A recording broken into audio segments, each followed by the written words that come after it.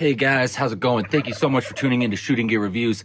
I'm Ben, and today I've got something pretty cool for you. We are going to be comparing what many people call high-end PCPs, like this one right here, this FIREARMS S510XS 25 cal Ultimate Sporter, one of my favorite high-end PCPs. Or we might be looking at something like this guy right here, the Beeman QB Chief. This thing is a classic budget PCP, super budget friendly. Many air gunners have started out with one of these or even gone ahead and picked up one of these just because, gosh guys, budget PCP rifles have their place and are really cool for certain things. Budget PCPs like the Diana Stormrider right here in 22 cal. This is a nice, very cool, super lightweight. I would consider this a very awesome youth-friendly budget PCP. But guys, there's definitely a difference between something like this or something like this guy right here, the Umarex AR6K Hunting Master.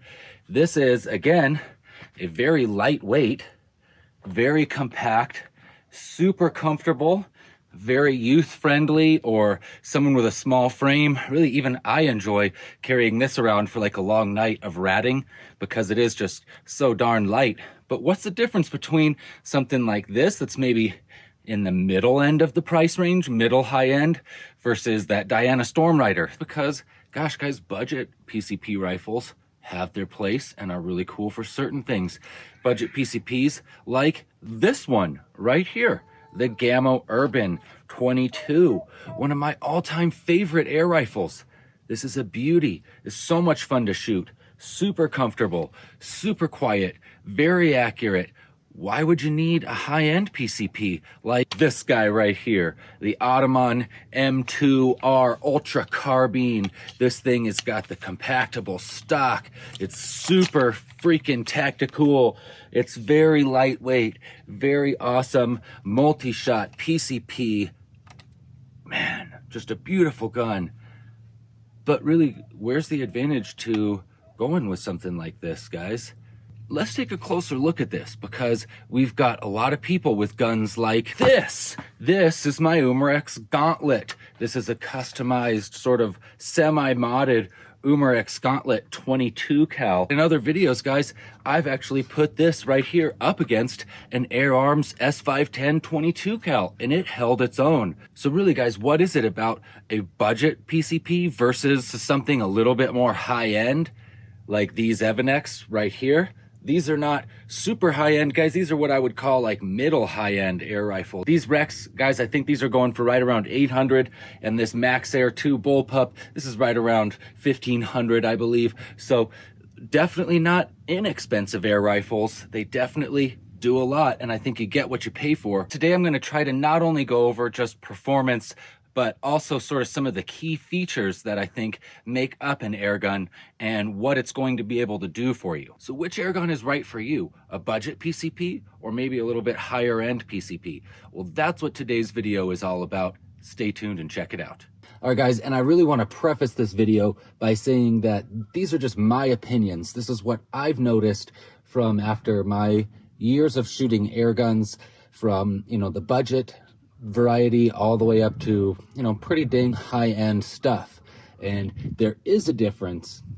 I think it's important to discuss it, and I don't think there's just one right air gun for everybody, and that's why I'm throwing this video out there for you guys. So kind of this really is just sort of my ramblings. We're going to go through what I think is sort of helpful things to consider in your air gun buying process. All right, guys, thank you for bearing with me through that little intro right there. As you can see, I've got kind of a good collection of budget PCPs and higher end PCPs. That's not even everything. And I've gotten to, of course, put my hands on a whole slew of other guns. If you guys have been following the channel or maybe my other channel, Airgun Web, you know, obviously I've gotten to shoot a ton of different stuff. So today, just for posterity's sake, you know, we're going to go ahead and use the RTI, which is sort of like my current favorite higher end PCP, really sort of my current favorite all around PCP. I've just recently gotten this in for testing from Airguns of Arizona, and I am loving this airgun. So if you want to know more about why I love this airgun, go ahead, check out the review I just did on this guy. I'll put the link in the description. But anyways, this is just a great high-end PCP, a whole lot going on here. And then I thought what would make great just poster child budget PCP, of course, is something from Beeman.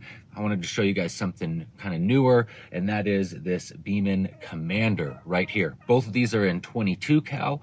Actually, I think both of these just came out this year, so we've got two very new PCPs to compare. We've got a very budget-friendly gun here in the Beeman, and then obviously a not so budget friendly gun here in the RTI. This is running right around 1600, and I think you guys can get these for right around probably 200 or so. So quite a difference there. But does that translate into that big of a difference in your backyard? Well, let's go ahead and find out. So what I thought would make the most sense is let's go ahead and shoot both of these at 50 yards. I haven't always lived way out here in the country, guys. I previously did live on a much smaller piece of land, and I think my maximum range there was actually closer to like 25 yards. So I know that there's a lot of air gunners that are going to be in a similar type of situation. And you know, while having something like this is a whole heck of a lot of fun, do you really need it? I don't know, guys. Let's go ahead and check out those 50-yard groups.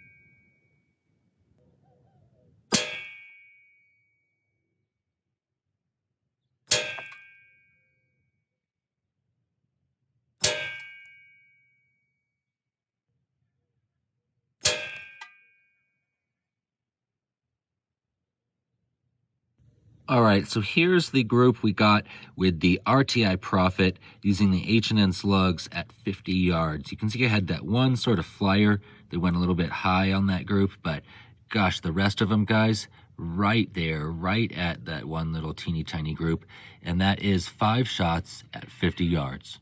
Now here is what the Beeman Commander did with the Predator GTOs at 50 yards. Not bad. I mean, we had one kind of go again up a little bit and to the left there, but guys, we had 5 other shots just go right there. That's pretty awesome. Budget PCP, guys. I like those results. And there you see, guys, that is 5 shots with the JSB redesigned heavies. Wow. 50 yards, budget PCP, 5 shots. Not bad again, you guys. So I think, guys, really at 50 yards or under, most people's backyards are not going to extend past 50 yards.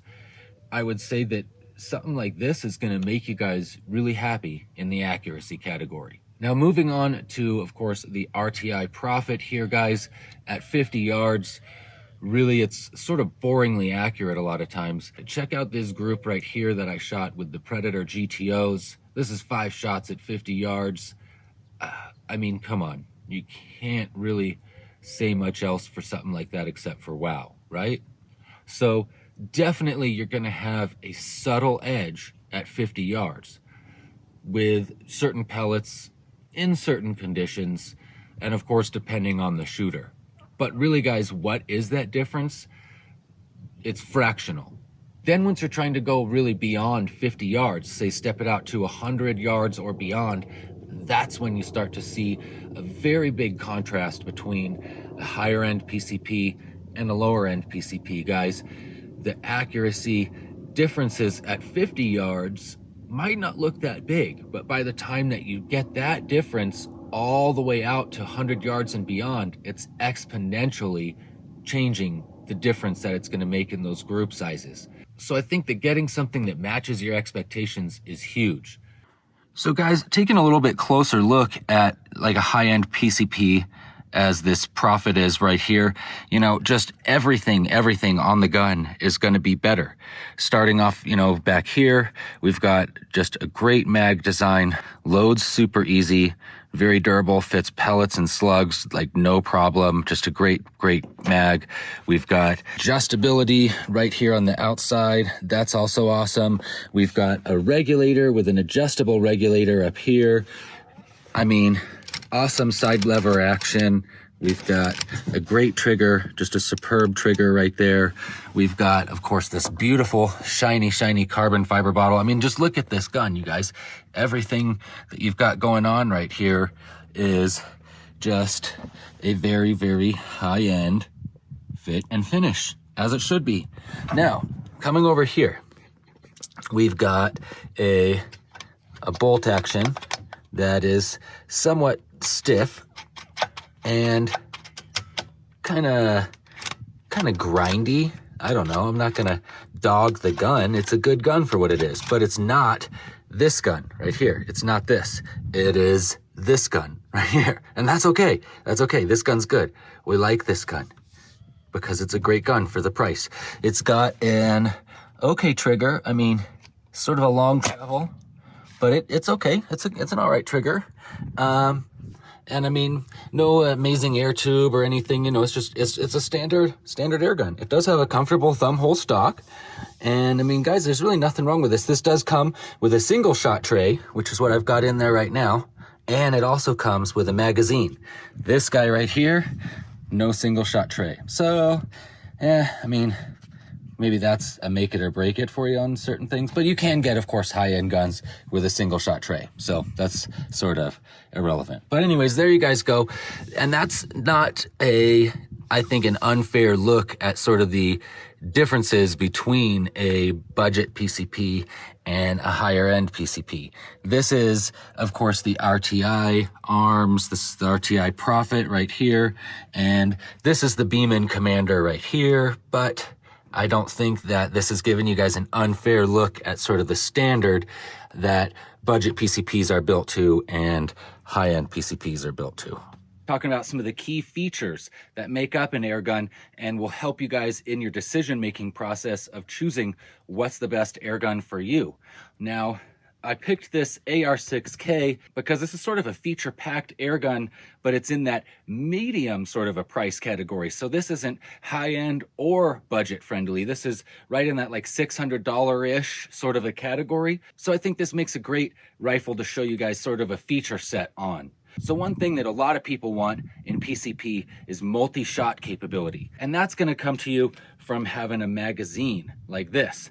The cool thing about this magazine is that it's super durable. It's an all metal magazine. There's no springs or anything in it that are gonna maybe like break or malfunction. So I like the simplicity of this magazine. There's a lot of different magazine designs. This one's a 6-shot. I've shot with 12-shot and 10-shot and just any variety of different mag designs. But having multi-shot is kind of an important thing. So when you guys are looking at your air gun, be kind of mindful of that. Is this a single shot air gun or is this an air gun with a magazine? Keep that in mind.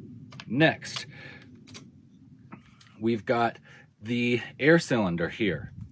All PCPs are going to have an air cylinder or an air tube or some sort of other way of holding the high pressure air. Now this one just has a very standard type air cylinder. It's not exceptionally large, so you're not going to get a huge number of shots out of this, but it also attributes to it being lightweight. So you guys can see that there's a balance to everything there. This is actually not a regulated air gun, but for less money, you could get something like the Gauntlet that is regulated, but it doesn't have some of the features this one has as far as, you know, the wood stock, all metal construction, just the nice lightweight, very compact form factor. So as you can see, guys, it's a trade-off. What do you want? What's important to you? So moving down here, we can see that this I've actually got fitted with a 0 dB mod, and that is because it has the threads there on the barrel. and they are very easy to just change out whatever kind of mod you might want to put on there, or just leave it with the barrel nut. It's going to have a little bit more of a bark to it, but if you've got a big property like this, you might not mind it having that snap to it. So that's something else to consider, guys, is being able to add easily a moderator, something that's important to you. A lot of the budget-friendly air guns are going to come with something that's maybe permanently attached, or maybe not even any option at all for attaching a mod or any way to hush it down. So if you need to be able to quiet down your air gun, that's definitely something to obviously factor into your decision. You always need to be able to sight your air gun somehow. How are you going to shoot the target that you're aiming at? This one, as you can see, doesn't come with any sort of open sight options. So do you like shooting open sights? That's going to be something to factor into your decision. Maybe open sights aren't the best in all scenarios, but they're definitely handy to have on there sometimes. And some guns come with sights, some guns don't come with sights. Of course, guys, another reason why I wanted to show this right here is because this has actually a very unique action. It's a hammer type design, like from the Old West, like that. So you can cock it and shoot it right here like this in that single action, or you can shoot this guy double action, which that's pretty dang cool. So this has the ability to go single or double action, kind of a semi-auto or a single shot, if you will, sort of a shooting style out of this. That's something to factor into your decision, is a semi-auto. There's a lot of semi-auto air guns coming out right now. Those are going to be a little bit more expensive, but they are a lot of fun. So definitely consider that, guys. So I know I'm giving you an awful lot here, but I just kind of, like I say, wanted to run over some of the features that make up an air gun, and I think are important factors in the buying process or deciding for you guys what is going to be the best air gun for your money. Really, guys, I guess that's it. I hope that you enjoyed my rambling today. I hope maybe this has been helpful for some of you guys out there. I think that, guys, that the biggest take home from this is that, in my opinion, if you're getting started in PCP air gunning, the best thing to do is to buy the best PCP you can afford at the time and just get started. If you find yourself a few months down the road desiring better performance, you might be looking at some modifications for that PCP, or you might be looking at trading up or just getting a new one altogether. But you won't really know which direction you need to go until you get started. And that's the biggest thing, guys, is just go ahead and get started. Take into account the size of your yard, the things that you're looking to do with your air gun, whether it be hunting, casual target practice, competition, and factor those into your decision and get the best air gun that you can. Guys, I'm Ben. I'm outdoors enjoying the heck out of my air guns. I hope that you guys are too. Thank you so much for tuning into Shooting Gear Reviews. I'll see you in the next video.